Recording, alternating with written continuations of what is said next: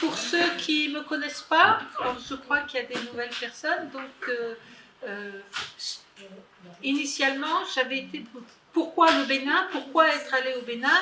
Bon, ça date de très très longtemps. Quand j'étais en 4e, 3e, je disais plus tard, j'aimerais bien être médecin, mais dans un pays pauvre, dans un pays du tiers-monde. Je voulais aller donner là où il y avait vraiment des besoins. À l'époque, je pensais plutôt à l'Asie. Et puis, j'ai eu 2 expériences.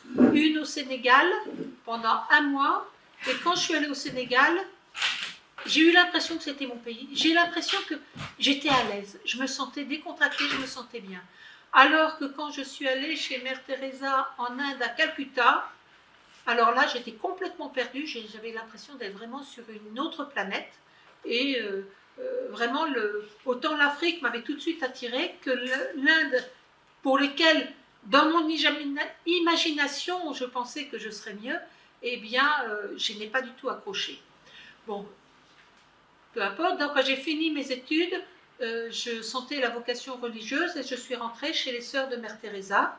Et après les 3 ans de formation en Europe, vu mon expérience que j'avais fait 1 an au Rwanda, eh bien, elles m'ont envoyée en mission en Afrique. Abidjan, où j'ai fait 2 mois ou 3 mois à Abidjan, en attendant de m'envoyer vers le pays de mission qui a été donc le Bénin et plus exactement la Takora, c'est-à-dire le nord du Bénin. J'ai fait 3 ans en tant que religieuse et au moment de ceux qui connaissent un peu la vie religieuse, c'est un petit peu avant de faire le mariage, il y a le temps de fiançailles. On va dire qu'il y a d'abord les vœux temporaires qui correspondent à l'équivalent des fiançailles. On dit c'est ça, je pense que c'est ça, mais on n'a pas encore un engagement définitif. Donc, lors des vœux temporaires, devant un certain nombre de difficultés, j'ai demandé à ne pas renouveler mes vœux, mais j'ai fait 3 ans à Gouandé, c'est-à-dire à la frontière avec le Burkina et le Togo, avec les sœurs de Mère Teresa. Quand je suis rentrée en France, l'évêque du lieu, Monseigneur Pascal Nkoué, m'a par 3 fois invité à revenir au Bénin. La première fois, j'ai dit c'est pas logique. La deuxième fois, j'ai dit voilà. Et la 3e fois, je me suis dit il y a peut-être vraiment un appel. Avant de répondre à son appel, j'ai d'abord voulu me prouver à moi-même que j'étais capable de me réacclimater à la France, à la vie laïque, et que ce ne soit pas une fuite que de retourner là-bas. Et une fois que j'étais bien réinsérée dans la société française, eh bien, je me suis dit, maintenant, je peux y aller. Et donc, je suis revenue à l'appel de l'évêque, Monseigneur Pascal Nkoué, qui m'a envoyé aider dans différents centres de santé. En 2004, c'est en 2003-2004, j'ai fait ma demande de naturalisation béninoise et pour différentes raisons, je suis rentrée en France et j'ai fait des remplacements de médecins dans la région ici et en Normandie. Mais l'Afrique me manquait tellement qu'en tant que remplaçant, je faisais 9 mois de France et 3 mois où je retournais là-bas. J'arrivais pas à me décrocher. Et puis, au bout d'un moment, je me suis dit, il faut faire un choix. Ou la France, ou l'Afrique. Et après en avoir parlé avec Monseigneur Pascal, c'est lui qui m'a conseillé donc Cotopunga. Et on a monté l'association Bodarima Entraide Santé Bénin pour essayer de faire quelque chose à Cotopunga. Le premier point, donc Bodarima, donc la loi de 1901, reconnue en France et au Bénin. Situation géographique, plusieurs fois je parle comme si tout le monde connaissait. Le Bénin se trouve dans le golfe du Bénin, donc juste ici, en Afrique de l'Ouest, dans le sud de l'Afrique de l'Ouest. En dessous du Mali. Pardon? En dessous du Mali. On est en dessous du Niger. Ah bon. Il y a le Burkina Faso ici et le Mali est là.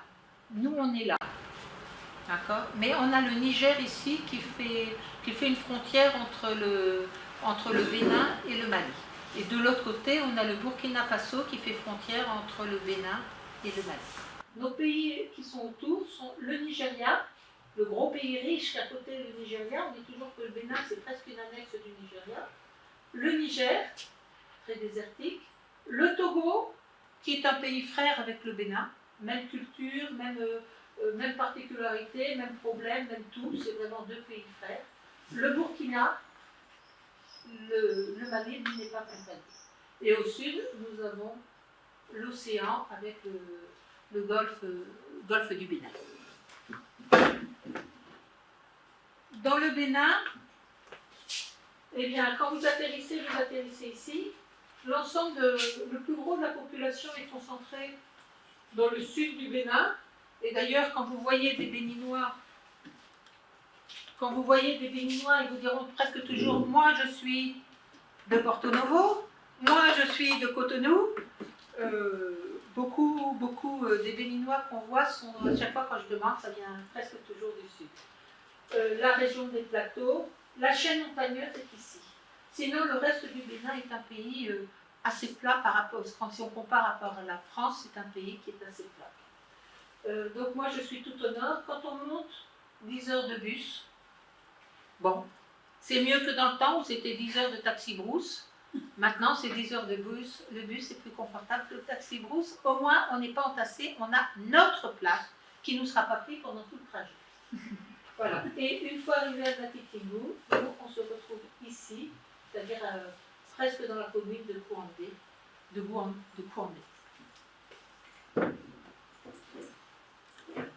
Voilà. Donc, Natitingou, c'est la grande ville. Nous, on est à Kotopunga ici, mais cette route-là n'étant pas praticable, il faut descendre ici, Kota, Puya, Kotopunga. 30 km. 32 km, dont 20 de pistes. Alors, c'est 20 la piste, c'est dans la montagne. On a des promesses, à chaque élection, nous avons une promesse de route goudronnée, mais on a une élection que tous les 5 ans. Donc, la prochaine, il faudra attendre la prochaine, c'est dans 4 ans. Bon, la différence, c'est que là, cette année, on a vu notre nom dans la liste des projets financés. Donc, on peut se dire que d'ici quelques années, on l'aura. Bon, mais c'est la vie, hein, mais on rêve quand même de notre piste. Chaque fois qu'on la prend, on dit c'est quand goudron. On est donc dans la partie montagneuse donc, du Bénin. Le Bénin est quand même un pays relativement plat. Son sommet est à 800 mètres. Nous, on est à 600 mètres au sommet d'un plateau latéritique, ce qui nous fait un microclimat très agréable. On a l'impression d'être en plaine, mais en fait, c'est le sommet d'un plateau. En hauteur, ça veut dire les chutes de Kota. Quand vous voyez le Bénin, si vous mettez les photos touristiques du Bénin, ils vont vous montrer 2 cascades, celle de Kota et celle de Tanougou, qui sont donc dans notre région.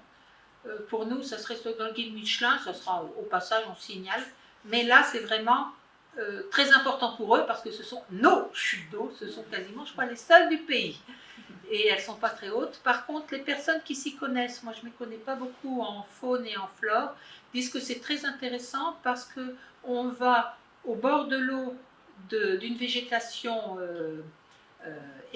presque équatoriale, c'est-à-dire très humide, et en 100 mètres de temps où on monte et on s'éloigne, on va sur le tropical sec et donc sur la savane. Et donc, ceux qui s'y connaissent trouvent que c'est absolument passionnant, les différentes plantes que l'on trouve à chaque niveau. C'est pas mon cas.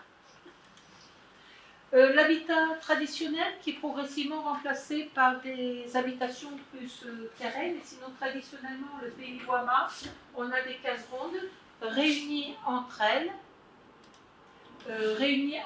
par des petits murets, et la vie familiale se passe au centre. Alors, au bord des cases, surtout en saison des pluies, vous verrez ici, c'est la culture de calebasse. Moi, ça me fait toujours rire. Je dis, on cultive ces casseroles. Ce sont des sortes, je ne sais pas comment ça s'appelle, c'est à peu près gros comme ça. Ils évident l'intérieur et ils ont la coque en bois. Ils le coupent bien et ça fait les plats. Le père pourra peut-être donner le nom, je ne connais pas le nom, moi je dis c'est ma culture de casserole. Mais ça fait très joli en saison des pluies de voir toutes ces maisons où vous avez les casseroles qui sont en train de grossir sur le toit. Et donc les maisons traditionnelles, ici ce que vous voyez c'est le poulailler, et c'est pour les animaux. Ici traditionnellement vous avez une cuisine, la chambre du mari et si jamais ils sont polygames, une case par femme. Mais le mari, c'est pas la même conception familiale que l'Europe, mais le mari a sa chambre, les femmes, chacune ont leur chambre. Si jamais c'est monogame, malgré tout, ça reste comme ça, la femme a sa chambre, l'homme a sa chambre, et les enfants dorment avec la mère. Qu'est-ce qu'il y a d'autre? Je ne vois pas de grenier. Alors, vous voyez, ça c'est ce qui a poussé sur le toit qui vous fait donc ces plats-là qui sont très pratiques pour tout en cuisine. Et de plus en plus maintenant, c'est progressivement remplacé par une architecture qui ressemble plus à l'Europe. La construction, ça sera bien souvent de la terre. Donc on prend la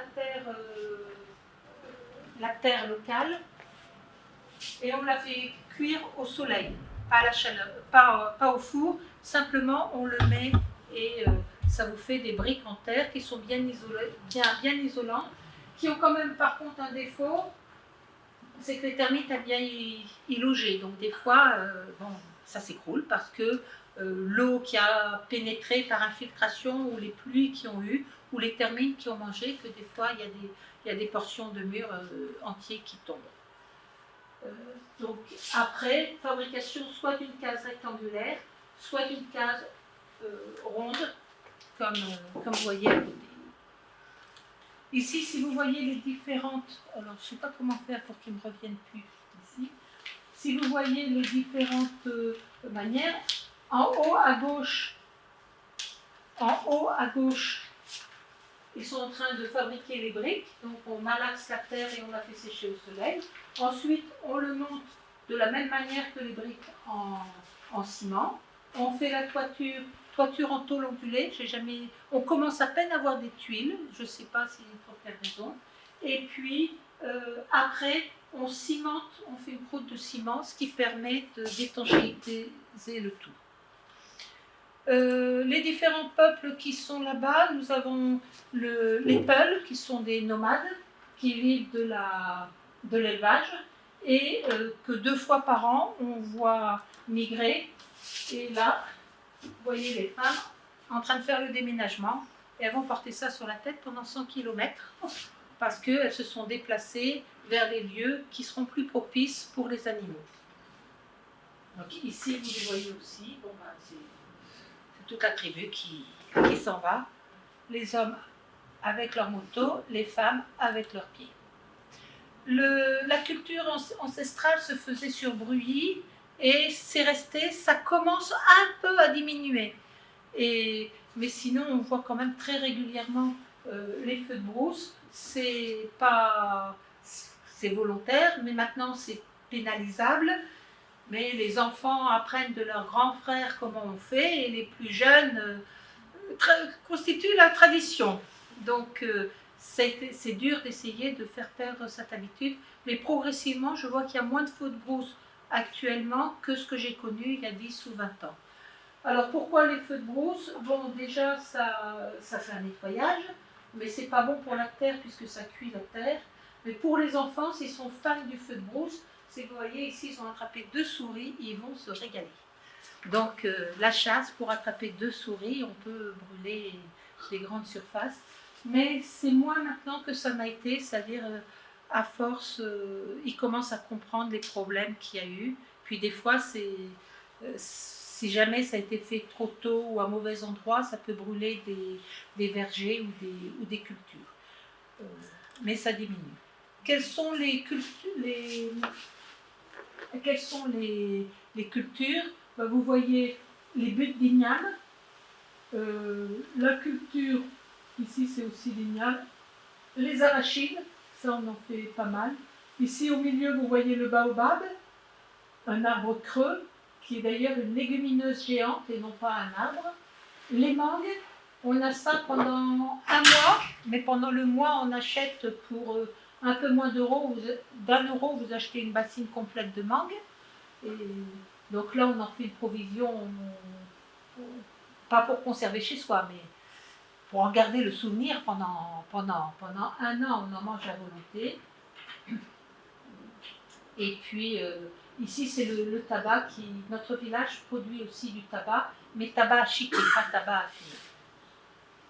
Voilà. Les enfants participent à la vie sociale, donc s'occuper des animaux. Attention, oui, ma souris, elle est là. S'occuper des animaux, surtout en temps de pluie. Vous voyez que mimétisme, l'enfant il cherche toujours à faire comme ses parents et c'est comme ça qu'on apprend le métier. Et si j'arrive toujours pas à lâcher la main quand je mets quelque chose sur la tête, c'est dès le jeune âge qu'ils apprennent. Et là, il y a une construction d'une maison, il est normal que chacun porte sa pierre. C'est dommage que à chaque fois le bas est coupé. Je ne sais pas si c'est... Mais j'avais trouvé un enfant, il n'avait pas 3 ans, il était avec sa houe et il cultivait à côté de sa maman. Il ne tenait pas à peine debout, mais déjà il était tout fier de sa houe pour cultiver comme maman. Le travail des budbiniales, c'est plutôt le travail des hommes.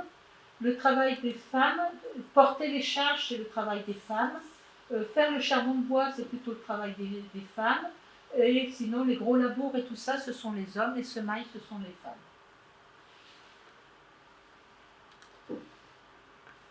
Les fêtes traditionnelles, donc on a plusieurs, on a les baribas que vous voyez à cheval.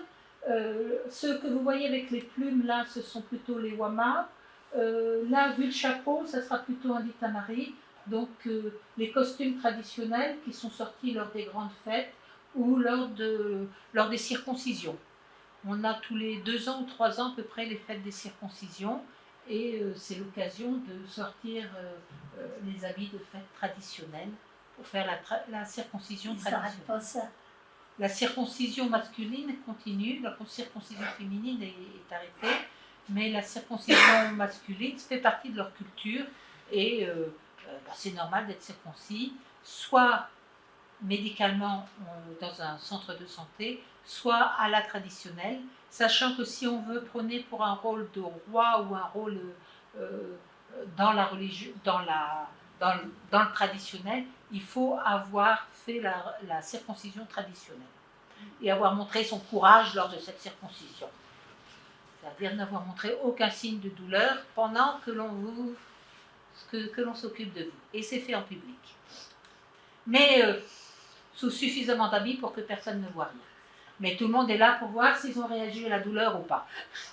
Bon, le tout début, ça a été en 2007, où on nous a attribué un terrain, et la première chose, c'était de mesurer ce terrain, et après de voir où y a-t-il de l'eau, et donc on a fait appel à un sourcier pour essayer de repérer où se trouvait l'eau sur le terrain, pour savoir où sera le puits, et ne pas risquer de mettre un bâtiment juste là, où on aurait dû creuser le puits. Le tout début, ça a été ma maison, donc que j'ai construit avec mes fonds propres. Il n'y avait rien. On a fait monter déjà cette première partie. Et quand je suis arrivée, la maison était à peine finie. Et je me souviens les tout débuts qui étaient assez folkloriques. Je ne connaissais personne. Veille de Noël, je suis allée à la messe le soir, mais personne ne me connaissait. Je rentre. En plus, ils avaient oublié de me passer les clés de l'arrière. J'ai dormi dans la première pièce, toute seule, sans rien. Et Noël, c'est un Noël assez... Je connaissais personne et les gens avaient peur. La Blanche, on ne la connaît pas. Ils ne savaient pas non plus s'ils pouvaient venir me voir. Après, quand ils ont su ça, ils ont dit, on aurait su. On serait tous venus te voir. Bon, quelques jours après, ça s'était un peu déridé. Et j'ai eu un voisin, il m'a apporté du piment pour me souhaiter la bienvenue. Et puis, j'ai commencé à faire connaissance un petit peu de mes voisins. Mais là, les 2 premiers jours, j'avais pas accès à côté, j'avais pas l'électricité, j'avais pas l'eau. La lampe à pétrole était restée de l'autre côté, donc à partir de 17h, il fait nuit. C'était assez... Bon, c'était particulier. Bon, très vite après la construction, donc, Dispensaire. on a commencé à construire le dispensaire, et ça, c'est la première tranche du dispensaire, le tout début. En attendant que ce dispensaire soit construit, les consultations jusqu'au moment de l'inauguration se sont faites dans ma maison, dans ce que j'avais prévu de devenir les pièces d'accueil de ma maison. Donc, les différentes pièces. L'inauguration a eu lieu le 25 février 2010. 25 février 2010. De ceux qui étaient là au début, eh bien, nous en avons 3 personnes qui sont toujours là. Nous avons Honorine, Georges et Janvier qui depuis le temps ne nous ont pas quittés, sont toujours avec nous. Les officiels, le tambour traditionnel pour tous les grands événements et la fête.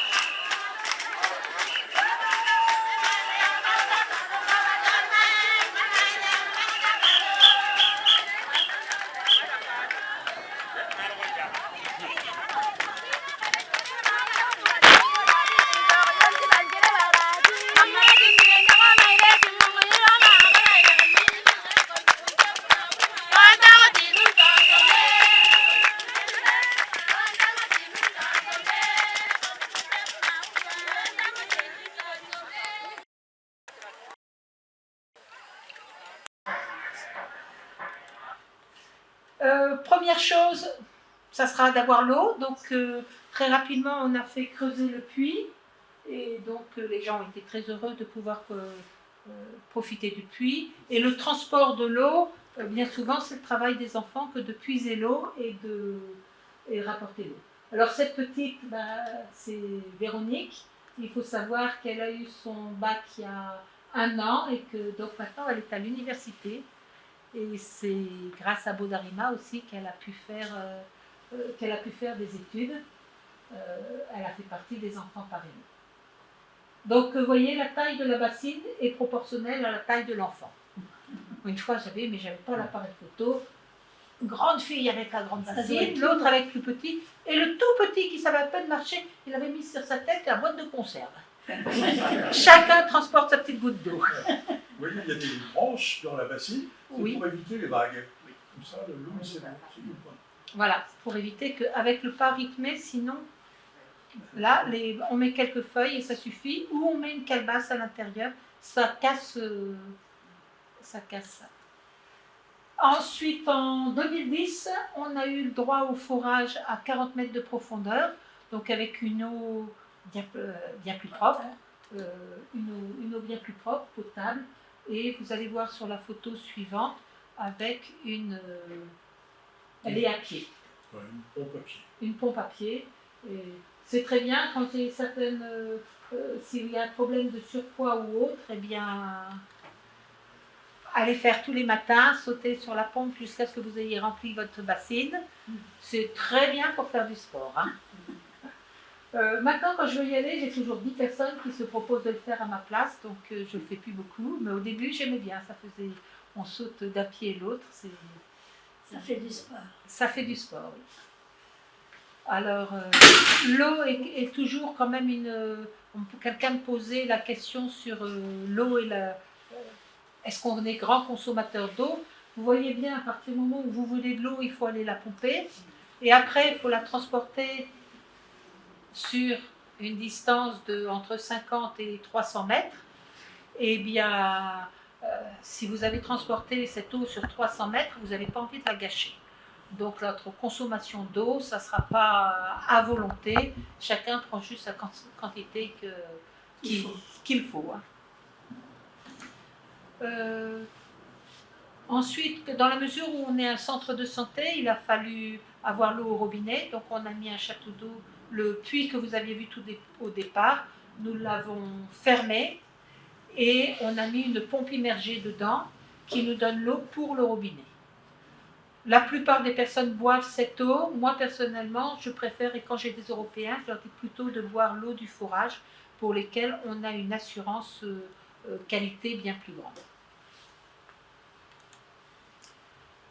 Après l'eau, c'est quoi? C'est l'électricité. Alors, j'ai pas trouvé de photos pour illustrer ça, mais jusqu'en 2010, c'est-à-dire jusqu'au moment de l'inauguration, il n'y avait pas du tout l'électricité dans le village, et donc à cette époque-là, j'avais un petit ordinateur tout petit qui consommait pas beaucoup. Une fois par semaine, j'allais à Ngati-Tingu pour recharger la batterie, et j'avais droit à 1 heure d'utilisation d'ordinateur par jour pour faire la comptabilité. Mais l'électricité la plus proche était à 32 km. À partir de 2010, d'ailleurs, tout le monde a battu des mains quand c'est arrivé. Nous avons eu l'électricité dans le village. Malheureusement, il ne faut pas penser à l'électricité comme chez vous. Dès qu'il y a un orage, il y a coupure après l'orage qui peut durer quelques heures. S'il faut une petite réparation ou s'il faut assécher, ou bien si c'est quelqu'un qui doit venir pour remettre le disjoncteur, à ce moment-là, si c'était en début de soirée que ça a été coupé, il ne faut pas attendre l'électricité avant le lendemain matin, parce que personne ne va faire 32 km pour s'occuper de réparer. Donc on aura dans le meilleur des cas que le lendemain matin. Nos coupures sont de quelques heures à quelques jours. Et puis il y a aussi les problèmes de délestage. Quand ils n'ont pas assez d'électricité, ils coupent l'électricité des villages. D'où l'importance pour nous, quand quelqu'un nous avait demandé de quoi vous avez besoin, il s'occupait de faire quelques panneaux solaires. Nous, notre premier besoin, c'est l'électricité. Et on a eu la chance, grâce à Lumière Partagée, aidée par Synergie Solaire, d'avoir eu tout un ensemble de solaires. Donc, vous voyez les panneaux qui ont été mis sur la terrasse de l'entrepôt. De là, vous voyez un petit peu le village et le type de maison. Vous voyez qu'il y a de plus en plus de maisons rectangulaires. Ça ne veut pas dire qu'elles sont en ciment. Et ici, vous avez ce que nous, on appelle la salle des machines. La salle des machines, on a une trentaine de grosses batteries et tout un système électronique de régulation. Et pour l'instant, on est en train d'essayer de voir pour trouver pour la maintenance. Jusqu'à présent, la France venait régulièrement s'occuper de la maintenance, et avec l'affaire du Covid et les évolutions, on est en train de chercher localement quelqu'un qui pourra suivre la maintenance, entre autres pour les pannes. Et là, j'ai appris que ça fait 2 semaines qu'ils sont en panne, et donc la semaine dernière, on était obligé de renvoyer les patients venus pour l'échographie, parce que pas d'électricité, pas d'échographie, même je ne sais pas comment ils se seront débrouillés avec tout.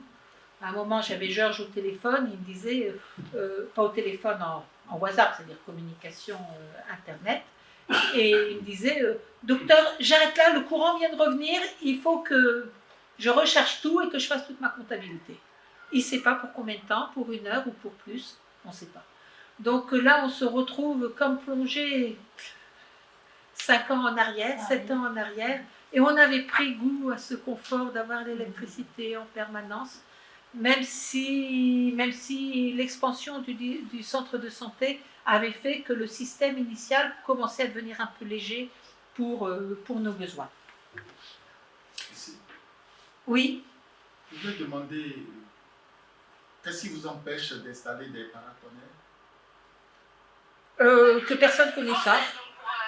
De là où on est, quand j'ai parlé de paratonnerre, il y en a qui m'ont dit ah, ça coûte trop cher, il y a ceci, il y a cela. Jamais compris exactement. Donc, on a le système qu'on débranche tout. On débranche tout, on fait comme tout le monde, c'est le meilleur moyen de se protéger. On débranche et comme je disais, même au niveau du compteur électrique, à la sortie du compteur électrique, on a mis une prise. Et quand il y a un orage qui est en train d'approcher, eh bien, on débranche carrément au niveau de la prise. Que s'il y a quelque chose, l'ensemble soit protégé. Le solaire est moins en danger que l'énergie villageoise, parce que quand c'est l'énergie villageoise, il suffit que ça soit tombé sur un fil, même un petit peu loin, par les fils, ça peut venir. C'est pour ça qu'on débranche carrément au niveau du compteur. Ce n'est pas simplement disjoncter, mais débrancher. Au niveau des panneaux solaires, on est quand même plus protégé, et ils nous ont mis des terres partout pour essayer de le faire. Mais une fois, malgré tout, ça a été capable la foudre était tombée juste de l'autre côté de la route. On l'a vu, c'était tombé pas loin d'une maison de l'autre côté du dispensaire. Et là, les systèmes de protection ont tous grillé, mais on n'a pas eu d'appareil, nous, de griller dans le solaire. On avait bien de retirer les appareils de l'électricité villageoise, mais ce qui était dans le solaire, on se croyait protégé, on s'est rendu compte que ça ne l'est pas. Donc maintenant, quand il y a un gros orage, on commence par faire le tour du dispensaire, arrêt du matériel sensible. Alors, de toute façon, il pleut, on ne peut pas faire grand-chose, on prévient les patients, arrêt de l'échographie, arrêt du laboratoire, arrêt de tout.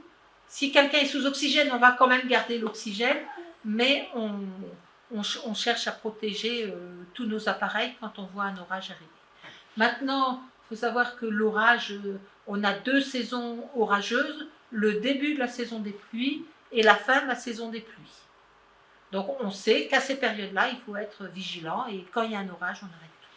Ce n'est pas toute l'année qu'on peut avoir les orages.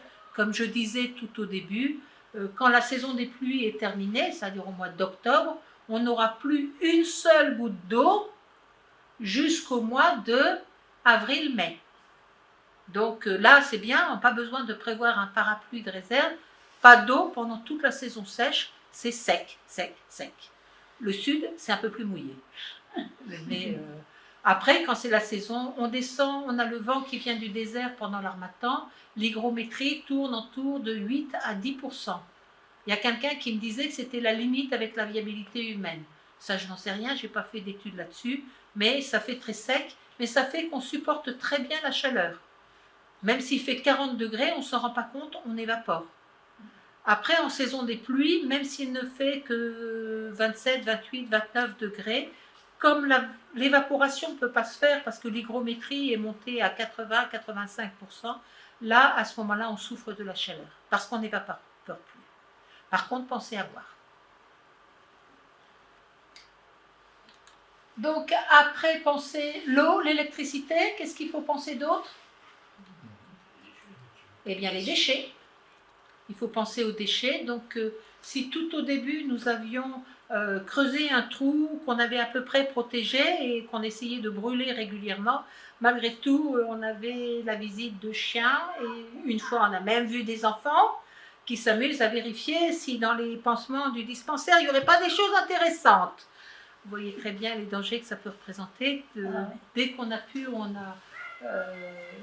a fait construire un incinérateur. Et là, je n'ai pas trouvé de photo d'incinérateur. Jusqu'à présent, je n'ai pas pensé à le faire. Donc, c'est nous qui gérons tous nos déchets, donc tri sélectif, tout ce qui se brûle pour l'incinérateur, tout ce qui est recyclable, le métal, est donné aux mamans qui vont le revendre à un ferrailleur qui va en couler des louches ou des marmites. Et tout ce qui est des déchets alimentaires ou végétaux est remis dans la nature, remis dans la brousse, et ça va faire de l'engrais. Le gros problème pour lesquels on ne sait pas trier, c'est tout ce qui est la verrerie. Et en tant qu'hôpital, ça nous pose un gros problème parce que tous les flacons de perfusion beaucoup sont en verre, tous les flacons d'injection sont en verre. Et que faire avec ça? Pour l'instant, on les stocke. On les stocke. Je ne sais pas quand est-ce que le Bénin va commencer à essayer de prévoir quelque chose, mais je sais que pour tous les hôpitaux, on a ce problème de la gestion de la verrerie parce qu'il n'y a pas de recyclage de la verrerie et qu'il n'y a pas non plus de consignage des bouteilles de perfusion. Donc ça, j'en ai déjà parlé à certaines personnes là-bas en disant il faudrait peut-être, mais pour l'instant, il y a d'autres priorités. Alors nous faisons comme tout le monde, nous stockons notre verrerie. Et des fois, on la revend, les bouteilles, ils les lavent et ils vont mettre des arachides dedans, ils vont vendre des arachides ou ils vont vendre des tisanes, c'est-à-dire que ça a une deuxième vie. Donc il y a des fois des personnes, soit qui nous les rachètent, soit on dit plus vous nous en prenez, plus on sera content, parce que c'est vrai que c'est un problème. Là, on en a quelques kilos stockés au dispensaire. On ne sait pas encore exactement. La dernière fois, on a réussi à en revendre quelques-uns. Donc, la vie du dispensaire. La vie du dispensaire. Là, nous avons la partie avant, donc la partie ancienne. On avait parlé de l'eau, l'électricité, les déchets. Maintenant, les moyens de locomotion. Pendant longtemps, ça a été la seule moto que nous avons eue. Et en 2011, devant une enfant qui a failli mourir parce qu'on n'a pas pu la référer dans les temps, j'avais écrit ça dans une lettre et il y a eu un bienfaiteur qui tenait une association et qui nous a offert notre première voiture. Donc nous étions allés dans le parc automobile des voitures d'occasion et nous avons acheté cette voiture qui venait d'Amérique, boîte automatique. On l'a mise en break et on pouvait glisser les malades à l'intérieur. On s'est fait bien mal au dos. Et puis, une chose dont je ne réalisais pas l'importance au début, mais que très vite on a vu pourquoi ça avait de l'importance, qu'il faut aussi une séparation entre le blessé, le malade et le chauffeur. De façon à ce que quand le malade ne va pas bien, le chauffeur ne soit pas distrait par ce qui se passe derrière. Si le malade tout d'un coup se met à vomir, il ne faut pas que le chauffeur il se retourne pour voir ce qui se passe. Ou une fois, c'était le patient est mort dans le trajet et le chauffeur est en train de rouler le plus vite possible pour aller à l'hôpital de Tangueta et il a entendu les râles du patient et il a dit qu'à vivre, ça a été très dur. Donc, l'importance d'une cloison pour ne pas être perturbé pendant la conduite par ce qui se passe derrière. Ce qui se passe derrière, c'est le domaine du soignant et le chauffeur ne doit pas être distrait par ça. Il y a jamais quelqu'un auprès de... Oui, mais s'il n'y a pas de cloison, le chauffeur, il n'est pas indifférent. Ah, voilà.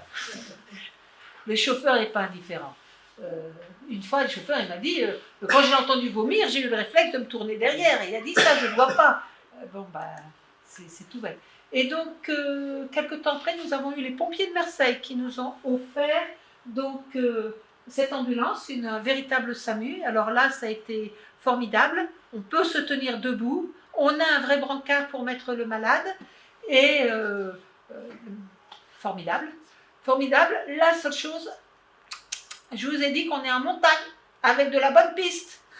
La voiture, elle nous a bien roulé, mais les joints étaient un peu fatigués parce que c'est une voiture, ils ne nous ont pas donné un véhicule neuf, bien sûr, ils nous ont donné ce qui n'était plus valide pour la France, mais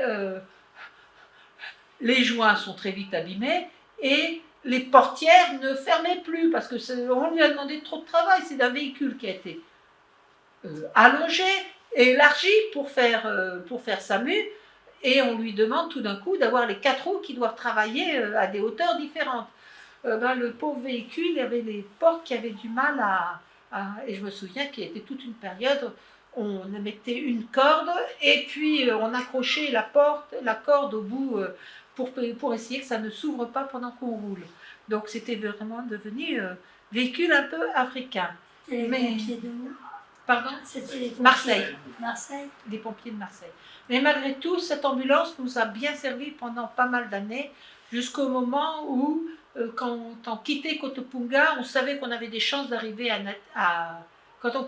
on avait des chances d'arriver à Natitingou, à la ville, mais on ne savait jamais si on arriverait à redémarrer. Et donc quand l'ambulance repartait, c'était des fois que le lendemain ou le surlendemain qu'elle revenait, parce qu'il y avait toujours une réparation à faire. Et là, on s'est décidé, on l'a revendu à quelqu'un qui avait l'habitude de ce type de problème africain et qui savait bricoler. Et nous avons eu la Caritas allemande, voilà, qui nous a offert ce médicalisée flambant neuve pour le centre de santé. Une ambulance médicalisée flambant neuve pour le centre de santé Bodarima de Cotopunga dans la commune de Natitengu. C'est un geste de la Caritas allemande qui a répondu favorablement à la demande formulée par l'évêque de Natitengu via la Caritas diocésaine après avoir touché du doigt les difficultés qu'éprouve cette formation sanitaire dans l'évacuation des patients vers les centres de référence. Si la Caritas offre cette ambulance toute neuve au dispensaire Bodarima, c'est pour le travail que ce dispensaire fait dans cette zone. Tous les villages qui sont couverts. Si nous avons choisi le dispensaire Bodarima, c'est parce que ce dispensaire aussi travaille avec la Caritas. En procédant à la remise de ce véhicule aux bénéficiaires, l'évêque de Natitengu va témoigner toute sa reconnaissance à la Caritas allemande avant d'exhorter les différents bénéficiaires à en faire un bon usage. Je suis heureux ce matin de pouvoir, au nom de la solidarité universelle, au nom de la solidarité locale, pouvoir remettre cette ambulance. Cette ambulance nous a été donnée par nos frères et sœurs de la Caritas d'Allemagne et je souhaite que les usagers puissent utiliser ce moyen de santé avec prudence sur la route. Créé en 2009 par le docteur Christel, avec l'appui de l'association Bodarima Entraide Bénin, cette formation sanitaire dotée d'un laboratoire, d'une salle d'hospitalisation et d'une maternité enregistrait assez de décès du fait d'un manque de moyens roulants pour évacuer les patients en cas de complications. Avec cette ambulance médicalisée, finit toute sa peine. Une heureuse surprise, une très heureuse surprise. C'est vrai que vu l'éloignement de Natitingou, on était bien gênés quand il y avait des urgences et que le besoin de cette ambulance était réel. Et je vois que le Seigneur nous donne exactement ce dont nous avons besoin. C'est vraiment un grand merci à tous ceux qui ont œuvré pour ça. Au-delà de son assistance socio-sanitaire au centre de santé périphérique, la Caritas diocésaine de Natitengu accompagne l'école béninoise à travers la réalisation des modules de classe, l'appui des groupements féminins et le forage des pompes à motricité humaine. À peine cette ambulance mise en service et bénie par l'évêque de Natitengu, qu'elle sera sollicitée les minutes qui ont suivi pour évacuer cette femme en état de grossesse qui présentait des complications vers le CHD de Natitengu.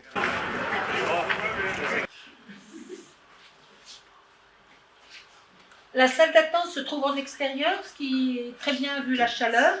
Donc on a les halls d'attente.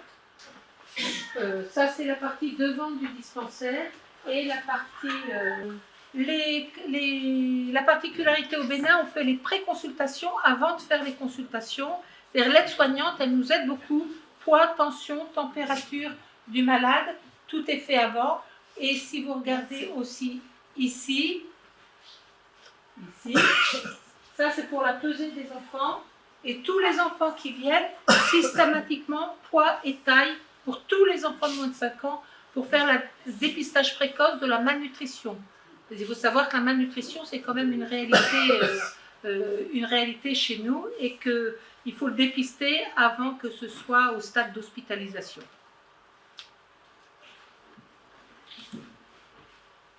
Les consultations,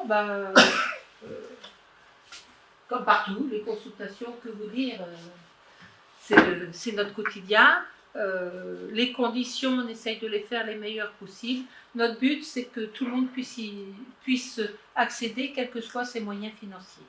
Les pansements, eh bien, on fait de tout.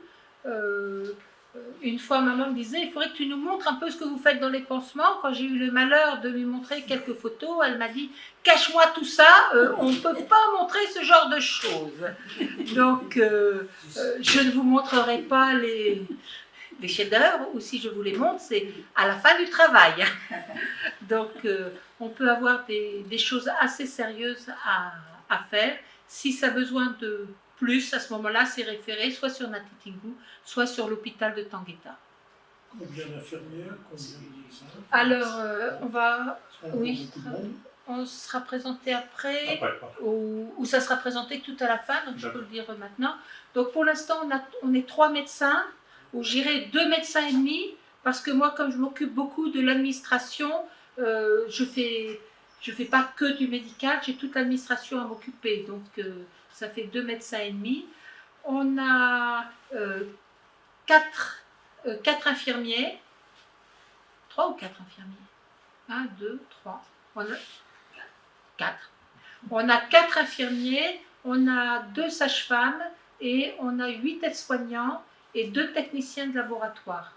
Alors, les sages-femmes font 48 heures d'astreinte, 48 heures de repos. Les infirmiers font 24 heures de garde et 48 heures de repos.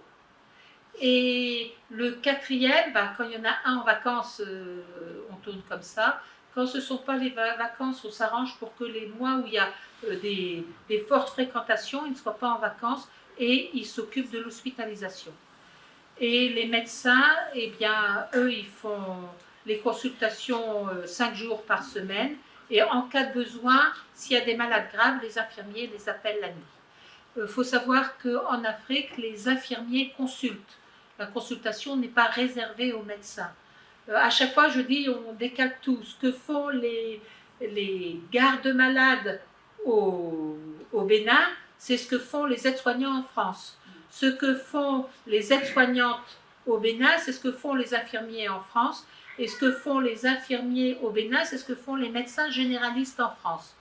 Et le médecin généraliste au Bénin, eh c'est le spécialiste en tout. C'est-à-dire, chaque fois que ça dépasse les capacités de l'infirmier, eh bien, il se met à... Il est aidé par le médecin. Bon, maintenant, progressivement, ça évolue et le médecin, maintenant, on nous réserve tous les problèmes cardiaques, les problèmes pulmonaires, toutes les pathologies un peu plus complexes sont maintenant de notre ressort. L'hospitalisation, alors nous avons une grande salle d'hospitalisation de 1, 2, 3, 4, 5, 6 lits, de 6 lits qu'on utilise pour la pédiatrie. Après, nous avons une salle qu'on appelle la salle d'oxygène pour les malades qui sont très graves et qui ont besoin d'être mis sous oxygène. Et là, nous avons 2 lits. Et les salles pour adultes, ce sont des salles de 2 à 3 lits. Nous en avons, ça va être noté ici. Si on retire celle-là, ça fait 3, ça va faire 8 salles de 2 à 3 lits pour les adultes ou pour les cas contagieux. Alors, ici c'est la salle d'oxygène. Ici, c'est la salle d'hospitalisation pédiatrique.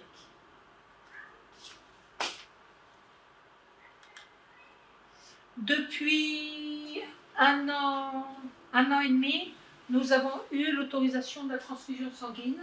Alors, ça nous a fait beaucoup de bien parce qu'auparavant, les malades, on les soignait, entre autres, tous les palus graves étaient soignés et on les sortait de leurs problèmes, mais le paludisme détruit le sang. Et quand ils en avaient sorti de tout ce qui était grave, à ce moment-là, l'anémie s'était mise en place et on devait après les référer, alors que tout le gros quand le paludisme était monté au cerveau et que tout ce qui était grave, on les avait... On se retrouvait à devoir transfuser une fois qu'on avait soigné le plus grave, et ça, on devait les référer pour la transfusion. Il y a depuis un an et demi, nous avons l'autorisation, pas un an et demi, 1 an, nous avons l'autorisation de transfusion. Et là, sur la photo, ils nous apprennent à faire tous les tests à faire pour qu'il y ait 0 accident de transfusion sanguine. Parce que Et ils nous ont bien dit de faire très très attention si jamais les fiches de demande de sang, parce qu'on n'est pas banque du sang, on doit quand même aller à Ngati chercher le sang, que si jamais une feuille de demande de sang est perdue, on se verrait refuser l'autorisation de transfusion sanguine. Or, ça nous est arrivé qu'il y a un papa qui, au lieu d'aller chercher le sang, est rentré à la maison, et ensuite l'enfant, comme il allait mieux, en douce, il a demandé à son frère d'aller chercher l'enfant, et l'enfant est rentré à la maison. On avait guéri son palud, son taux de sang était à peu près stabilisé, mais lui, il est parti en gardant la feuille de demande de transfusion. Il a fallu qu'on prenne une après-midi, qu'on cherche dans tous les villages autour où il était pour récupérer cette feuille.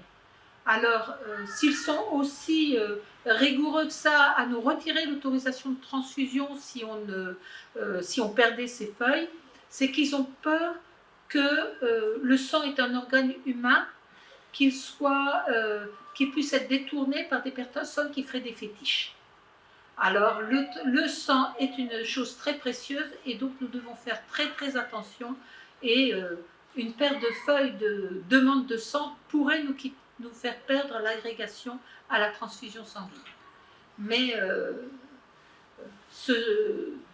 le fait que nous avons le sang, ça permet qu'avant on les référait, mais des fois quand on les référait, au lieu d'aller à Ngati ils rentraient chez eux et il y avait beaucoup de décès qui se passaient comme ça. Maintenant, ils peuvent rester chez nous, on a simplement à aller chercher le sang. Ça fait quand même 64 km, 32 allées, 32 retours pour aller chercher le sang et donc il faut la glacière. Qui dit don du sang qui dit transfusion dit don du sang. Donc, bien, vous voyez le don du sang, ça se passe dehors, sous le manguier, et ça se passe sous le manguier, sur une chaise longue, sous le manguier. La personne se vide. Pardon ? En attendant que la personne se vide de son sang. On limite quand même les quantités. Et puis là, juste avant que je prenne l'avion, il y avait don du sang au dispensaire, j'ai voulu donner, ils n'ont pas voulu. D'abord, ils trouvent que je commence à devenir un peu trop âgée, et puis bon, c'est vrai que j'avais fait un palud une semaine auparavant et que... Parle-nous un peu de toutes les maladies que tu as pu contracter là-bas aussi. Que ce soit le Zona, que ce soit le palud, que ce soit... Le paludisme, à partir du moment où on vit en Afrique, qui est allé en Afrique sans attraper le palud s'il vit suffisamment longtemps? Qui vit suffisamment longtemps, c'est pas moi. Non, si jamais on vit des années dans un pays impaludé, ne pas attraper le palud, ça veut dire qu'on a des conditions de vie qui sont exceptionnelles. Ou bien qu'on est résistant au paludisme, ce qui est quand même rare. La maternité, donc la table d'accouchement, la sage-femme. Vous verrez en rose, les sages-femmes sont toutes en rose, les aides-soignantes en bleu et les soignants en blanc. Nous avons la chance d'avoir un appareil à échographie depuis 2011 et ça c'est vrai que c'est une très grande aide, savoir si un accouchement risque de mal se passer ou c'est-à-dire les prévisions vis-à-vis de l'accouchement, pas commencer un accouchement et qu'ensuite ça se passe mal, ou ça sert énormément. Ça sert énormément. Et notre centre a aussi attiré beaucoup de personnes à cause de la présence de l'échographie que nous avons toujours essayé. Et ça, pour tous notre soin, nous essayons de faire ça, qu'il soit abordable pour les pauvres. Mon but, c'est vraiment que ceux qui n'ont pas les moyens puissent aller et puissent avoir les soins. Et nous avons beaucoup de personnes que, des fois je dis, mais vous venez de si loin, pourquoi vous n'êtes pas allés? Vous avez eu d'autres. Ils disent, chez vous, on est assuré qu'on sera bien accueillis et que, avec le peu d'argent qu'on a, on sera soigné. Et c'était l'hôpital de Kouandé aussi qui s'étonnait qu'il avait fait une enquête auprès des Peuls et les Peuls leur avaient dit pourquoi est-ce que vous allez à Bodarima au lieu d'aller vers les autres hôpitaux. Ils ont dit là-bas on ne se sent pas discriminé, là-bas quand on sort on n'a pas trop dépensé d'argent et on est guéri. bon, c'est des éléments assez convaincants pour aller. Et on a fait aussi pas mal de lutte contre la corruption. C'est une chose à laquelle nous sommes assez vigilants, qu'il n'y ait pas de corruption dans le centre. Il faut toujours être vigilant. La pauvreté favorise la corruption. Donc que la qualité du soin ne soit pas dépendante d'un bakchich. Et ça, c'est une chose qu'on peut trouver dans le public. Bien qu'il y ait beaucoup de lutte contre la corruption, dans le public, il y a encore beaucoup de corruption. Allez, j'ai cette photo-là. Les cheveux ont changé de couleur, hein, parce que là, c'est vrai que c'est caché par la toque, mais maintenant, j'ai les cheveux blancs. Bon, la photo est vieille, mais le principe est le même. Voilà. Donc ici, c'est le laboratoire. Là, ce sont des photos récentes du laboratoire. Progressivement, on a pu équiper un peu mieux. On a pu équiper un peu mieux le laboratoire. Le fauteuil, c'est un fauteuil de maison de retraite qui nous a été donné. Ça fait un très bon fauteuil à prélèvement. La table, c'est un bureau, comme on dit. Et puis là-bas, les appareils. Celui de base le plus important, c'est le microscope, puisque la première de toutes les analyses, c'est la goutte épaisse. La première des maladies, si on a la fièvre, première chose à laquelle on pense, c'est le paludisme, donc le microscope. Et on a des automates, un automate de biochimie et un automate d'hématologie, c'est-à-dire repérer les anémies et repérer les infections. Et la biochimie, ça c'est plus récent, c'est pour les autres maladies métaboliques. On est en train progressivement d'avoir des capacités de soins de plus en plus importantes. La pharmacie, bon là j'ai pas trouvé d'image impressionnante, j'ai simplement trouvé l'équipe. Alors ils sont, la personne, on va la voir après tout à l'heure, et ça c'est, je vais essayer de faire comme ça, peut-être que comme ça va éviter qu'elle me saute. Ça c'était, c'est des photos aussi, selon la couleur des cheveux on peut voir de combien de temps elle garde. Mon travail c'est quand même les consultations, on ne le voit pas ici, mais toujours accompagné d'un traducteur, 5 langues locales. J'ai commencé à en apprendre une et puis je me suis découragée parce que je ne suis pas douée dans les langues. Mais nous avons, la langue principale c'est le Wama, ensuite le Ditamari, le Natemi, le Bariba et le Peul. Alors pour les consultations, je trouve que le plus simple c'est d'avoir un traducteur. Ça me permet aussi de faire des consultations plus approfondies. Qu'est-ce que je veux dire? Sinon, bon, ça c'est les consultations, l'échographie, et puis tout le travail administratif et de supervision de toute l'administration qui me prend maintenant plus. Et j'espère bien que quand les frères vont nous reprendre, d'être un petit peu délestés de cette partie administrative pour pouvoir me concentrer un peu plus sur les malades.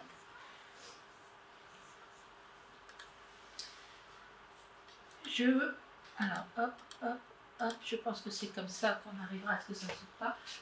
Je voulais trouver une photo du réfectoire et en fait, j'en ai pas fait.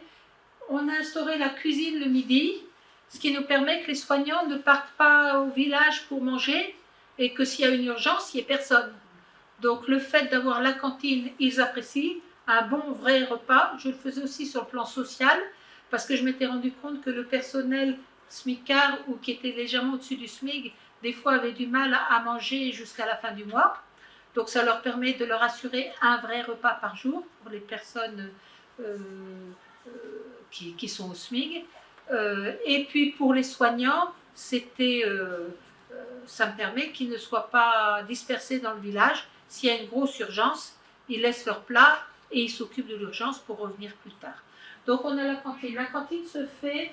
Ça, c'est ma maison et on n'a pas encore construit de cantine pour le dispensaire et la cantine se fait comme ça se fait partout là-bas, donc à même le sol. Quand il y avait une table, les mamans ne s'en servaient pas, elles ne connaissent pas la table, elles ont toujours travaillé à même le sol.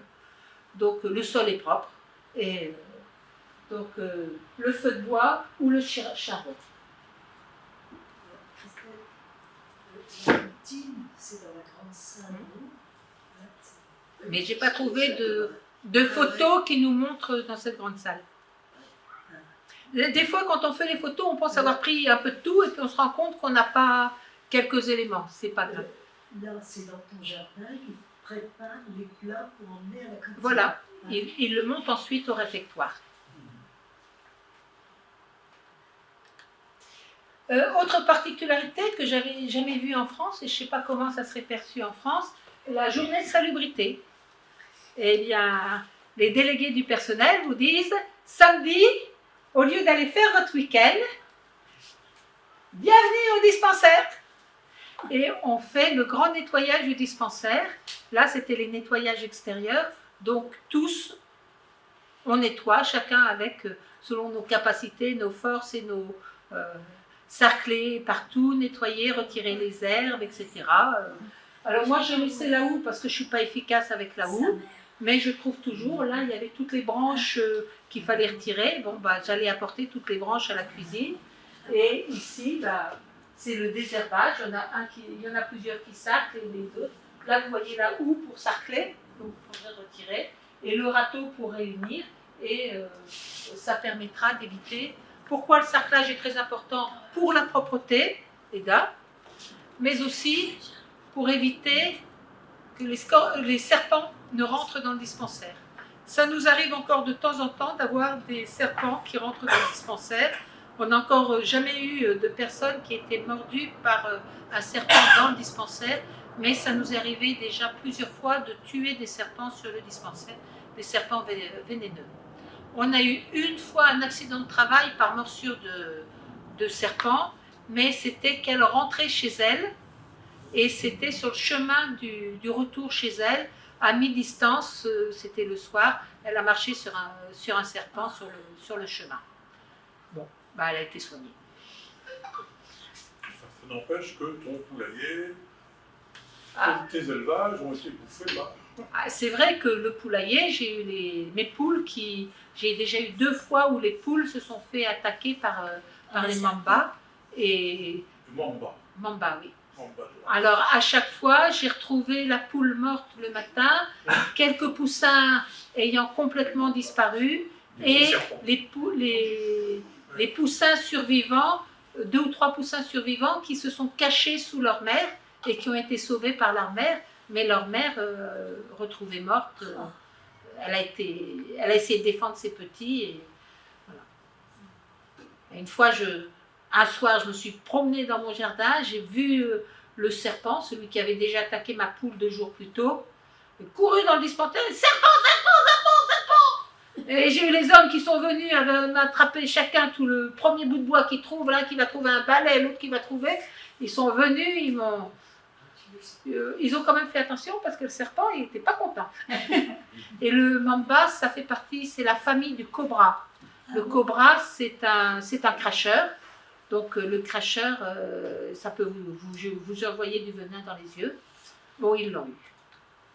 Alors si vous avez comme ça votre poulailler qui est attaqué par les serpents, un truc qu'on m'a donné, c'est vous mettez un œuf dur au milieu, l'endroit où il ira manger les œufs, et le serpent, vous savez qu'il ne croque pas, il avale, il dissout ensuite la coquille, et quand la coquille est dissoute, eh bien, il se retrouve avec l'œuf liquide.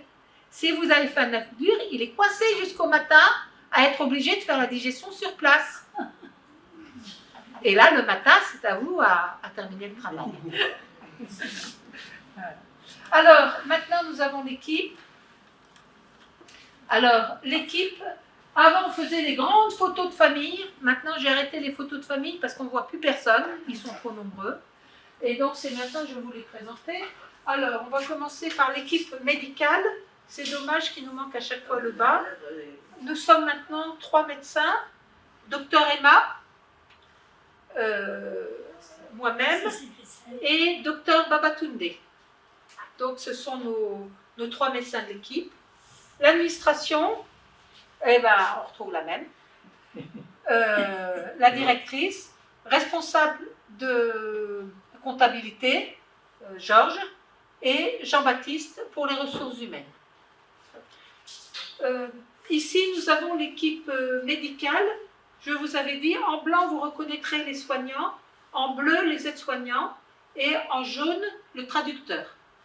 Alors ici, infirmière, docteur Babatunde, avec la luminosité, je suis sûre que vous l'avez bien reconnu.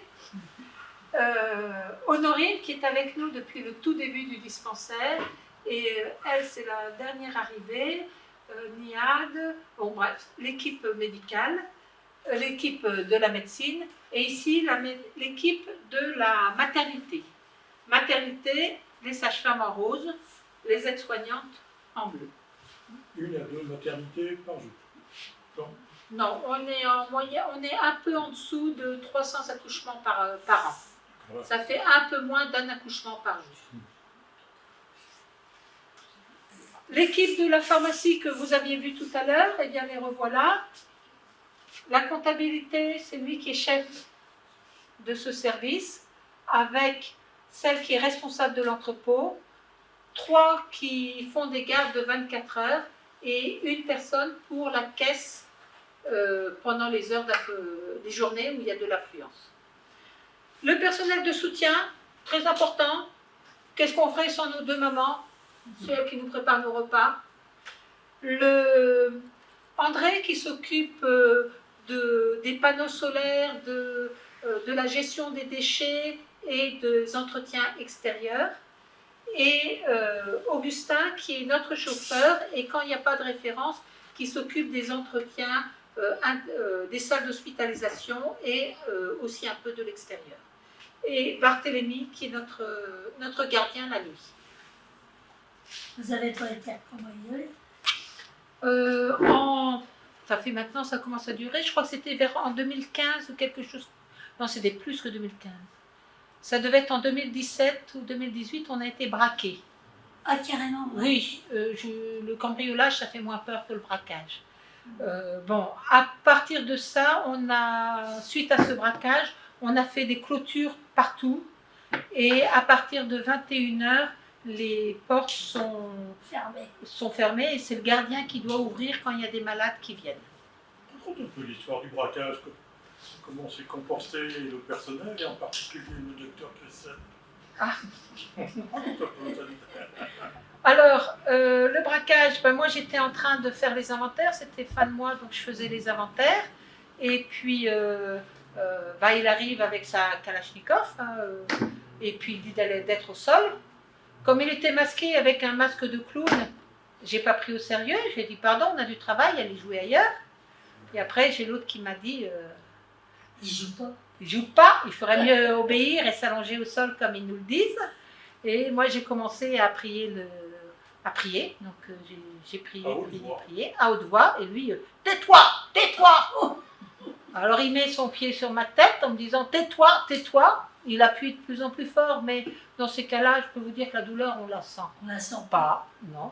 Et j'ai continué à prier. Les 2 autres, ils ont fait le tour. La première endroit où ils sont allés, c'est pour voir la guérite du gardien. Ils n'ont pas vu le gardien, qui n'était pas en uniforme, puisqu'à l'époque, le gardien était en civil. C'est ce qui était une bonne chose, finalement. Et puis, le gardien qui tout d'un coup s'est retrouvé comme ça et qui a demandé aux autres « Mais qu'est-ce que je fais, moi ?» Les autres lui ont dit « Tais-toi, t'es un garde-malade. » Et je crois que c'était la meilleure solution. Ils ont pris Georges le comptable, ils l'ont amené pour lui demander d'ouvrir la porte pour aller chercher l'argent. Et puis Georges a eu très peur parce que après qu'ils ont donné ça avec le coupe-coupe, ils ont tapé à plat, pas avec le tranche, mais à plat sur son épaule. Il a dit quand j'ai senti ça, j'ai cru ma dernière heure arriver. J'ai cru que je mourrais. Il a mis pas mal de temps à arrêter de trembler quand ça a été fini. Et puis les autres, il y a une personne à la pharmacie qui discrètement a réussi à lancer l'alerte. Et du coup, il y a eu des téléphones qui se sont mis à sonner. Et parce que des personnes ayant eu l'alerte commençaient à téléphoner pour savoir un petit peu ce qui en était. Et là, ils ont disparu à une vitesse grand V. Et nous, on était quand même enfermés dans nos pièces, donc on ne voyait pas ce qui se passait. Ils s'étaient absentés. Et quand, n'entendant pas de bruit, on a commencé à pointer il n'y avait plus personne. Et là, on a eu le village qui a commencé à arriver. Et on a eu tout le village qui est arrivé assez vite. Quand la nouvelle s'est propagée, très vite, les gens sont venus pour venir à notre secours. Et suite à ça, on a mis des alarmes un peu partout où on fait marcher des sirènes en cas de braquage. Bon, ça ne s'est jamais reproduit. Mais c'est vrai que ça fait une émotion. Quoi. Une bonne expérience. C'est pas rien.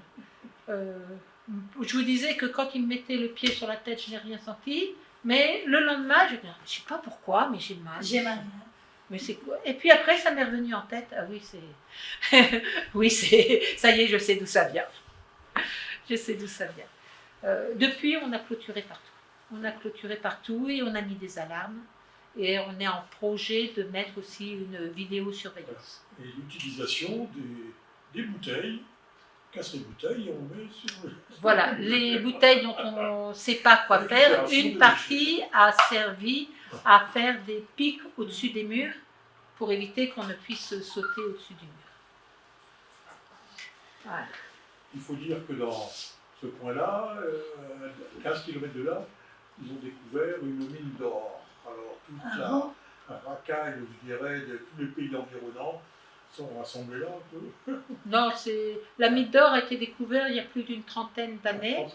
Il y a eu d'abord un premier filon qui a été trouvé, après il s'est tari, et là, à l'époque où ça nous est arrivé, il y avait un deuxième filon qui avait été trouvé, et c'est vrai que ça attire les chasseurs d'or. Les chasseurs d'or, bon, les locaux essayent d'y aller, alors c'est pas ceux qui sont dans la mine qui gagnent vraiment l'argent, c'est plutôt ceux qui rachètent, qui sont ceux qui gagnent plus que ceux qui vont dans la mine.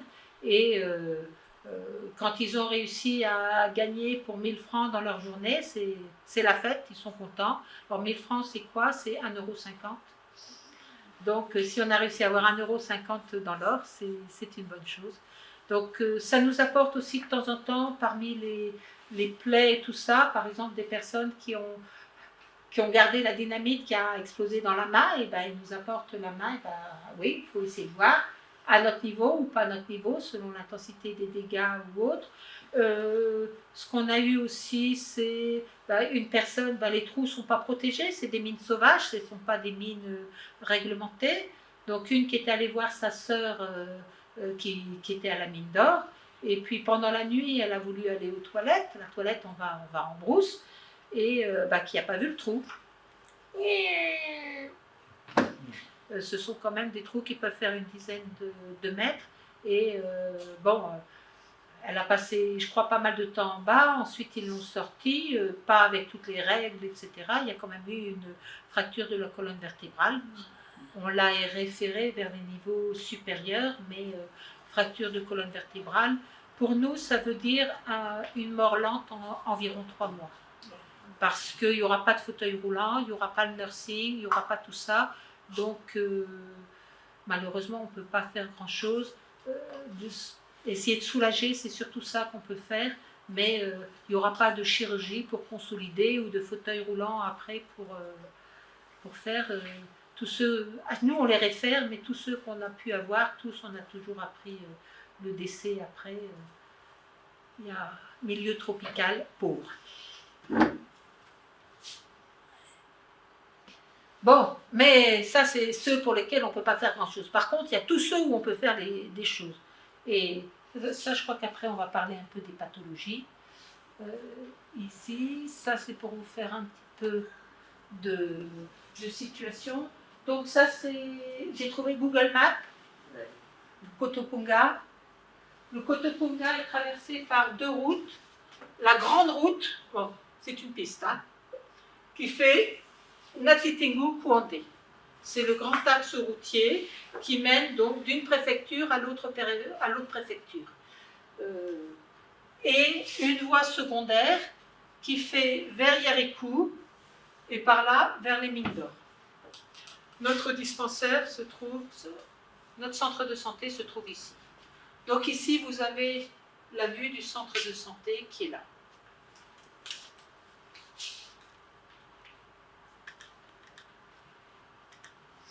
Alors, le centre de santé, maintenant, est entièrement clôturé. Et on a clôturé cette partie-là. Pourquoi? Pour ne pas avoir à entretenir cette partie. Si jamais on a une inspection, tout doit être propre. Or, cette partie-là n'est pas encore utilisée. Quand les frères vont arriver, probablement qu'ils vont utiliser, puisque eux, ils ont déjà jeté un petit coup d'œil pour prolonger, pouvoir faire plus grand. Nous avons ici, c'est ma maison, celle que j'avais construite tout au début, en 2007, avant même le dispensaire. J'avais acheté et construit ma maison avec mes économies. Ensuite, ça c'est la partie la plus ancienne, où se trouve, ça c'est la partie la plus ancienne, la pharmacie et toute la partie médicale. Dans la partie ici, se trouve en bas l'administration, le bureau du comptable et des ressources humaines, le laboratoire et l'entrepôt. Et ici, nous avons les garages. Les salles d'hospitalisation, nous avons la pédiatrie qui se trouve ici, et les salles d'hospitalisation qui maintenant vont jusque-là. Google Maps a des fois 1 ou 2 ans de retard par rapport à la réalité. La maternité qui a été construite, ça va faire 3 ans, 4 2000, ça va faire 3 ans à peu près. La maternité donc, qui se trouve ici, et les logements de fonction pour le médecin et pour les 2 sages-femmes. Ici, nous avons le calvaire où on peut se réunir pour la prière. Et toute cette partie-là, c'est une partie, bon, cette partie-là m'appartient et cette partie-là appartient au dispensaire, mais les frères ont l'intention de récupérer aussi quelques terrains mitoyens.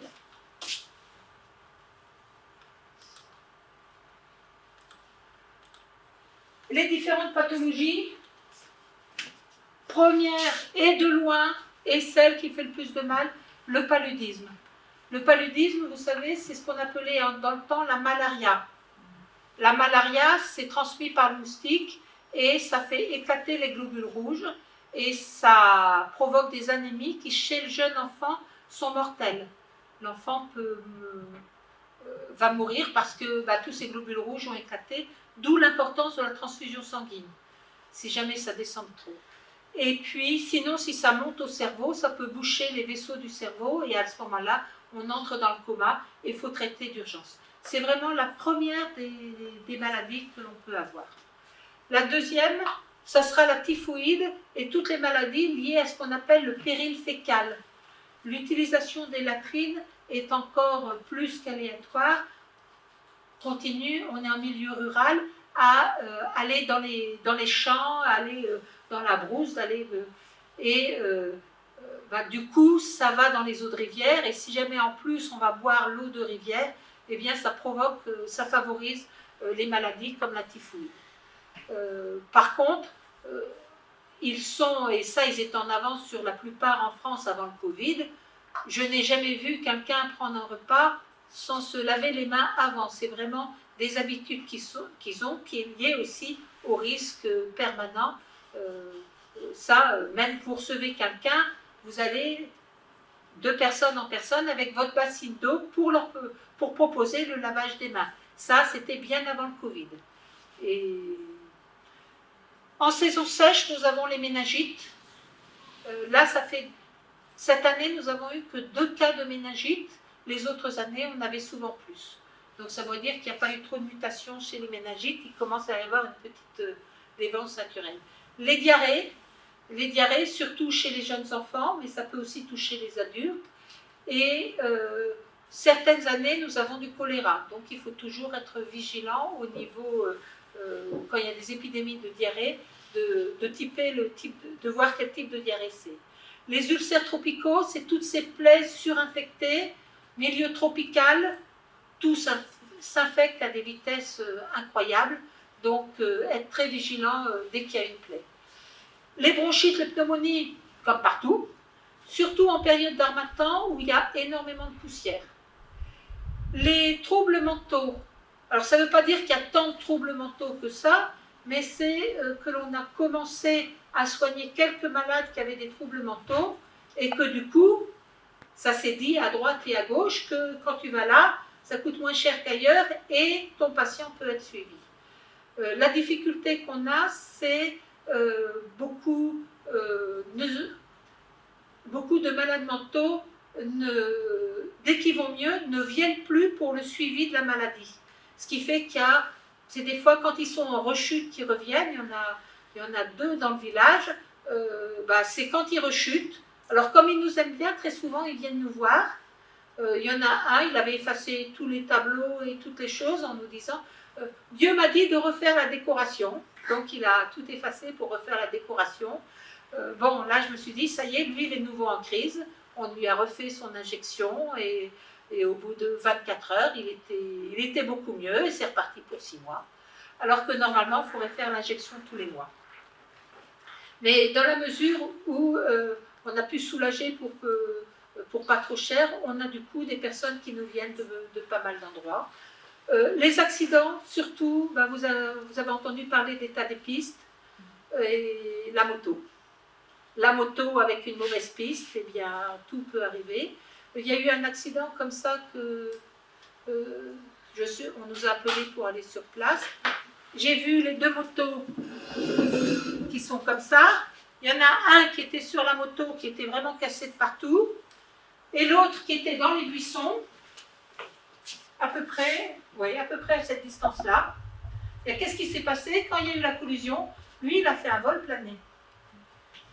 Et il est allé atterrir dans le champ plus loin. Alors lui, c'était sa chance, il a eu presque rien. L'autre, il boite. Il s'est retrouvé à l'hôpital de Tangueta, fractures multiples à la mâchoire, 3 fractures à la jambe, mais il s'en est sorti. Ensuite, toutes les viroses, les dengues et les fièvres hémorragiques virales. On en parlait peu des fièvres hémorragiques virales, on devait simplement faire attention à la fièvre jaune. Et puis quand il y a eu la grande épidémie de Lassa, alors là on nous a vraiment dit de faire attention, il y a eu beaucoup plus d'attention qui a été faite. Et même s'il n'y a pas eu d'Ebola chez nous, à la même époque, il y a eu du Lassa. Le Lassa, ce n'est pas l'Ebola, mais c'est un cousin germain de l'Ebola. Et l'hôpital de Tangueta a malheureusement, en soignant une femme qui avait cette maladie, a quand même vu le décès d'un médecin, un pédiatre, qui était absolument super comme pédiatre, donc qui est parti après s'être occupé de l'enfant qui venait de naître, la sage-femme qui s'était occupée de la femme qui avait accouché, et un autre soignant. Donc ils ont eu 3 décès parmi les membres du personnel pendant la période d'épidémie d'Ebola Lassa, puisque tous n'étaient pas de l'Ebola, c'était du Lassa. Et depuis, tous les ans, on essaye de faire attention, et tous les ans, la zone sanitaire nous dit bien d'être vigilant et de bien regarder s'il n'y a pas d'autres cas de maladies hémorragiques, parce que, vous vous rappelez de la carte tout au début, le Lassa est endémique au Nigeria. C'est-à-dire qu'ils ont régulièrement des petits cas de Lassa, et comme nous, on a beaucoup de migrations entre le Nigeria et le Bénin, parfois, une personne peut arriver avec cette maladie dans notre région. Donc de toujours être vigilant, surtout les personnes qui reviennent du Nigeria, parce qu'il y en a. Notre centre de santé n'a jamais eu de fièvre hémorragique virale chez nous, mais dès qu'il y a un cas, la zone sanitaire aussitôt nous alerte. Il n'y en a pas tant que ça. Et il n'y a plus eu de cas comme quand il y a eu l'épidémie d'Ebola où ça avait été où ça avait été plus grave. Et vous avez pas non plus le truc du singe là, comment c'est? La variole du singe, apparemment, elle touche plus l'Europe que l'Afrique. Ah bon? C'est ce que dit l'OMS. Et pour le Bénin, s'ils disent la variole du singe, c'est pas parce que c'est transmis par le singe. C'est parce que cette maladie rend le singe malade comme l'humain. Et donc, ça a été décrit chez le singe et ça a été décrit chez l'humain. Donc maintenant, il y a certains qui disent la variole humaine ou la variole. En fait, le singe n'est pas celui qui transmet. Lui, quand il l'attrape, il est malade, tout comme l'humain. C'est tout. Donc, il voulait d'ailleurs débaptiser le nom de variole du singe. Donc, ce n'est pas le singe qui le transmet. Je ne sais plus de quel pays ça provient, mais l'Europe semblerait avoir plus de cas en Afrique que le Bénin. que l'Afrique. Donc nous, il y a eu 2 cas qui ont été signalés dans le journal, où ils avaient mis les policiers à la porte de leur maison pour les surveiller pour pas qu'ils se sauvent.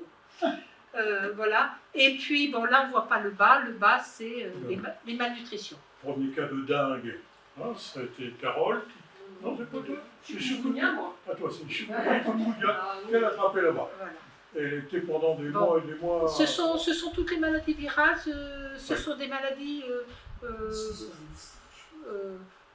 Bon, la dengue, c'est par le moustique, le palud, c'est par le moustique, donc attention aux moustiques. Les viroses, la grippe est aussi une virose, hein, c'est toutes les maladies virales. Le Covid, eh bien, vous le connaissez mieux que nous. Malheureusement pour vous, mais c'est-à-dire que nous, le Covid, si le sud du Bénin a été touché, le nord du Bénin, on en a eu, mais pas beaucoup. Et à ma connaissance, il n'y a pas eu de cas mortels dans l'attaque au rap. Bon, maintenant, quelqu'un m'en parlait. Nous vivons dehors. Il fait chaud. Donc, quand ça se dépose sur une surface, c'est très vite tué. Dès qu'il y a, qu'on a la fièvre et tout ça, on est très vite traité pour le paludisme. Or, on entend quand même dire que l'artésunate, l'artéméter et la chloroquine fonctionnent. Ce sont des antipaludéens. Je pense que tout ça, et on a très peu de comorbidités, parce qu'à vrai dire, les comorbidités, on est mort avant d'avoir attrapé le Covid. C'est vrai que l'espérance de vie, sauf si on a vraiment les moyens financiers, celui qui a une insuffisance rénale, il va mourir de son insuffisance rénale. Celui qui a le diabète a quand même une espérance de vie bien plus courte. Donc, en fait, les pathologies cardiaques, rénales, etc., on en a peu. Et on a une population très jeune. Tout ça fait que, je pense que ça a un petit peu été tous les facteurs qui ont favorisé que le Covid nous ait moins touchés que l'Europe. D'autres personnes qui disent aussi, c'est qu'on est tellement habitué à toutes les maladies, là, qu'on a appris à se défendre. Hein. C'est vrai qu'on a l'habitude de se défendre des maladies. Papa voulait pas que je parle des maladies que j'ai eues. Bon, c'est vrai que j'ai eu un certain nombre de maladies. On apprend à se défendre. Hein. On apprend à se défendre. Et puis, ce que j'ai aussi mis tout en bas, qu'il ne faut pas oublier, c'est la malnutrition. Et j'espère que l'évolution de la situation mondiale n'aggravera pas trop cette situation, puisque quand j'étais à Gouandé, il y avait encore plus de malnutrition et de famine et de disette, mais j'espère que la situation mondiale n'aggravera pas.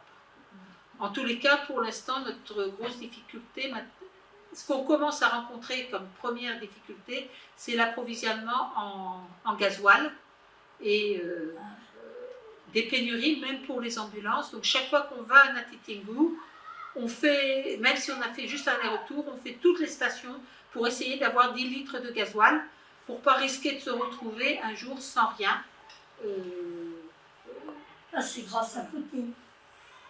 On ne va pas rentrer. Tout voilà, la situation, c'est que nous, nos premières pénuries qu'on a, c'est pour l'instant, c'est le gasoil.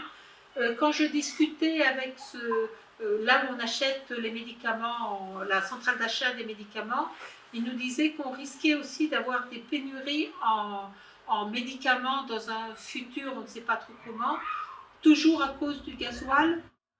Les bateaux, on n'est pas une destination prioritaire.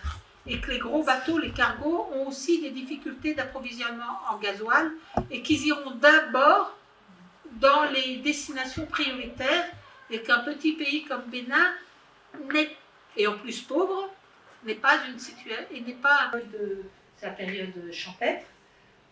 J'espère que cette année la récolte sera bonne parce que il faut espérer que la récolte soit bonne. Si jamais, déjà le prix du maïs a commencé à monter et par rapport à l'année précédente, le prix a presque doublé. Bon, et je dis à tout le monde, prenez l'habitude maintenant de ne plus prendre de pain, c'est pas indispensable, prenez des céréales locales.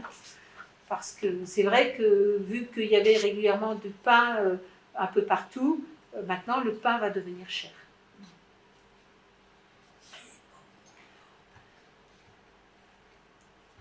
À l'entrée du dispensaire, nous avons le calvaire, où on se rassemble pour prier. Même parfois, à l'église, on commence, par exemple là, c'était le jour des rameaux, on a commencé la célébration des rameaux au dispensaire, et après, il y a eu procession jusqu'à l'église. Là, c'était une prière générale. Là, c'est le calvaire vu de face. Et la fresque que vous voyez derrière, eh bien, l'artiste est derrière vous. Pendant les 3 mois qu'elle a fait chez nous, eh bien, Jacqueline nous a peint les panneaux derrière le calvaire. Et la dernière fois qu'elle est venue, elle nous a peint le 3e panneau, donc ça nous fait une décoration. Il n'y a pas eu un don de Georges? Alors tout à fait. Lorsque l'on a fait la clôture, le calvaire se trouvait à l'endroit où se trouve la clôture. Et Georges, en action de grâce, a payé le déménagement du calvaire pour le mettre là. Il a financé, Georges, c'est le comptable qui travaille chez nous, qui est avec nous depuis le début. C'est ton premier, c'est pas le tout premier qui a été avec nous, mais je dirais que ça a été celui qui a été le plus fidèle. Et je dirais que c'est mon bras droit, et maintenant il est vice-directeur du centre de santé. Pendant que je ne suis pas là, c'est lui qui s'en occupe. Il a fait les bancs, et puis il a été voir pour mettre toutes les plantes à fleurs autour pour faire quelque chose de joli. J'ai un esprit assez d'organisation, mais l'esthétique ne me demandait pas, les couleurs, là, c'est pas mon truc. Et j'étais très contente que lui qui avait le sens de l'esthétique, eh bien, ce soit lui qui reprenne en charge de faire toute cette décoration, de faire que le calvaire soit vraiment un lieu qui soit agréable pour aller prier. Alors, Bodarima, pour ceux qui ne savent pas, c'est un mot de la langue locale qui veut dire la vie solidaire, la vie tous ensemble et la vie heureuse tous ensemble. Et c'est un petit peu le sens que j'ai voulu donner au dispensaire et que l'esprit qu'on essaye d'insuffler. C'est tous ensemble qu'on essaye de soigner les pauvres, c'est tous ensemble qu'on est, et je dirais que les pauvres aussi font partie de notre famille. Et même quand il y a la prière, on prie avec le personnel, mais tous les malades qui veulent venir se joindre à nous, on prie tous ensemble et on essaye de faire tout ce qu'on peut tous ensemble. Ah, c'est reparti. Donc ici c'était la fête de Noël, c'était tout au début. À chaque Noël, j'invite tous les enfants du quartier et puis avec tous les jeunes qui veulent m'aider et tous les membres du personnel qui veulent, on organise une grande fête pour les enfants. Et les adultes? Les adultes, moi je les mets au travail pour s'occuper des enfants.